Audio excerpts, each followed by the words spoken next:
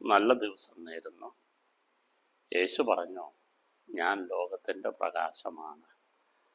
എന്നിൽ വസിക്കുന്നവൻ ഒരിക്കലും അന്ധകാരത്തിൽ അല്ലെങ്കിൽ ഇരുട്ടിൽ സഞ്ചരിക്കുകയില്ല.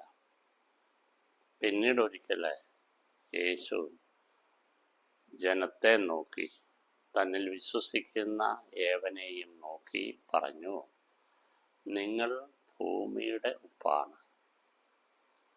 നിങ്ങൾ ലോകത്തിൻ്റെ പ്രകാശമാണ്. ഉപ്പിൻ്റെ ഉറ കെട്ടുപോയാൽ ഒന്നിനും കൊള്ളുകയില്ല. അതുപോലെ പ്രകാശം വെളിച്ചം നൽകാനുള്ളതാണ്.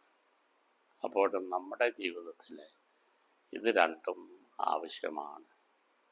ഉപ്പ് എന്ന് പറയുന്നത് നമുക്കറിയാം, കറികൾക്കെല്ലാം രുചിക്കൂട്ട് നൽകുന്നതാണ് ഉപ്പ്. അതാണ് പ്രധാനമായിട്ട് നമ്മൾ ഉപ്പ് ഉപയോഗിക്കാനുള്ളത്. കാരണം അതുപോലെ തന്നെ ഉപ്പ് പലപ്പോഴും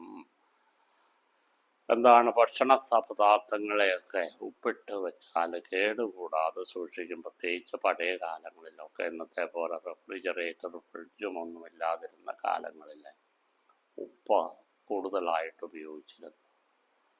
അപ്പോൾ പിന്നെ മൂന്നാമതായിട്ട് നമ്മൾ പലപ്പോഴും മറന്നു പോകുന്ന ഒരു കാര്യം, ഉപ്പ് ആതിഥേയത്വത്തിൻ്റെ, സ്വാഗതത്തിൻ്റെ ഒരടയാളം കൂടിയാണ്. അതുകൊണ്ടാണ് നമ്മളൊക്കെ സദ്യക്ക് ഇല വിളമ്പുമ്പോൾ ആദ്യത്തെ ഐറ്റമായിട്ട് ഓണമടക്കമല്ല ഇപ്പോഴും അതിൻ്റെ ആദ്യം വിളമ്പുന്നത് ഒരു പിടി, ഒരു നുള്ളുപ്പാണ്. നിന്നെ ഞാൻ സ്വാഗതം ചെയ്യുന്നു, നീ എനിക്ക് പ്രിയപ്പെട്ടവനാണ്, നിന്നെ കരുതിയാണ് ഞാൻ ഈ സദ്യ ഉണ്ടാക്കിയിരിക്കുന്നത് എന്ന് ഓർമ്മിപ്പിക്കുകയാണ്. അത് വളരെ വലിയ ധന്യമായ ഒരു കാഴ്ചപ്പാടാണ്. അപ്പം നമ്മൾ പലപ്പോഴും മറന്നു പോകുന്നതാണ്. ഉപ്പിൻ്റെ ഏറ്റവും പ്രധാനപ്പെട്ട ഒരു അർത്ഥമാണ് സ്വാഗതം ചെയ്യുക, സ്നേഹിക്കുക, അതിഥികളെ സ്വീകരിക്കുക, വളരെ മാന്യമായിട്ടും സ്നേഹത്തോടെയും അവർ അർഹിക്കുന്ന വിധത്തിലും അവരെ സ്വീകരിക്കുക എന്നുള്ളത്. പ്രകാശം നമ്മുടെ ഉള്ളിലുണ്ടാകണം, എങ്കിൽ മാത്രമേ നമുക്കത് പറഞ്ഞു കൊടുക്കാനായിട്ട് സാധിക്കൂ. പൗലോ കൊയ്ലോയെ കുറിച്ച് നമുക്കൊക്കെ അറിയാം. അദ്ദേഹത്തിൻ്റെ ആൽക്കമിസ്റ്റ് വായിക്കാത്ത മനുഷ്യരെ ലോകത്തിൽ ആരെങ്കിലും ഉണ്ടോ എന്ന് വളരെ ചുരുക്കം പേരെ കാണുകയുള്ളൂ. അദ്ദേഹത്തിൻ്റെ ഒരു പുസ്തകമുണ്ട്, അധികമാരും വായിച്ചു കാണില്ല, വായിച്ചവരുണ്ടാകും തീർച്ചയായിട്ടും. അതിൻ്റെ പേര് ദി വാരിയർ ഓഫ് ലൈറ്റ് എന്നാണ്. പ്രകാശത്തിൻ്റെ പോരാളികൾ എന്ന് നമുക്കതിനെ മലയാളത്തിൽ വിളിക്കാം. മലയാളം തർജ്ജമയുണ്ടത്. അപ്പം പ്രകാശത്തിൻ്റെ പോരാളിയെക്കുറിച്ചാണ് അദ്ദേഹം ആ പുസ്തകത്തിൽ പറയുക.